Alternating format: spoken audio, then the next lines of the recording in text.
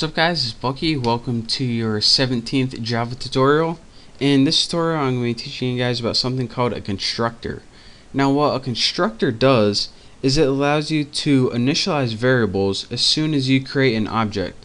So for example, whenever you created this variable right here, as soon as you created your object, let's go ahead and do that right now. Tuna, let's make one called tuna object like before, equals new tuna, and of course we had empty brackets.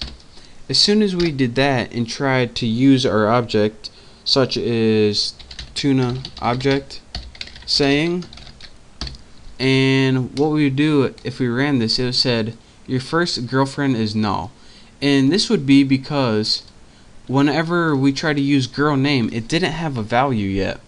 Well, what a constructor allows you to do is give this variable a value as soon as you create your object. So let me show you guys how to make a constructor, and then I'll talk you guys through it one more time exactly what it does.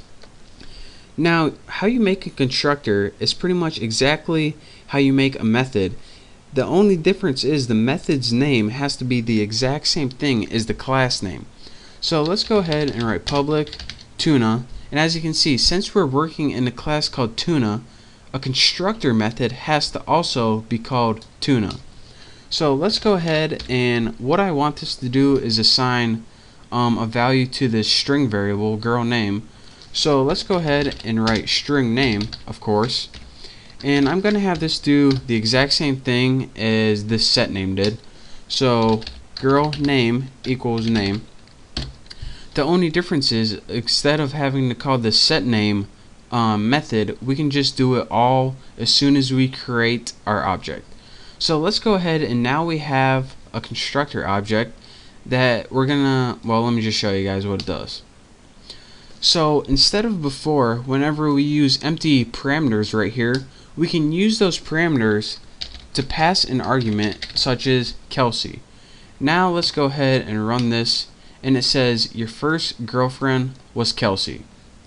So that is really a simple way of how you can use a constructor. Let me talk you guys through this one more time, and then I'll show you guys another neat little trick.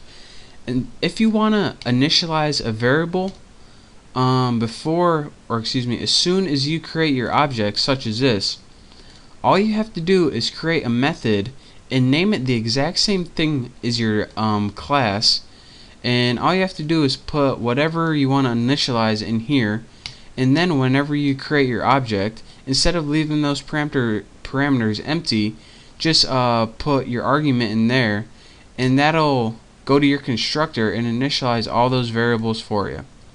So if you're saying, alright, why is building a constructor even remotely useful? Why couldn't I just leave those empty like before and use this little method right here later on? Well, say you had more than one object. So say you had another object called tuna object 2. And another thing I want to point out, I don't know if I told you guys this before, but every time you have an object, it has its own set of variables.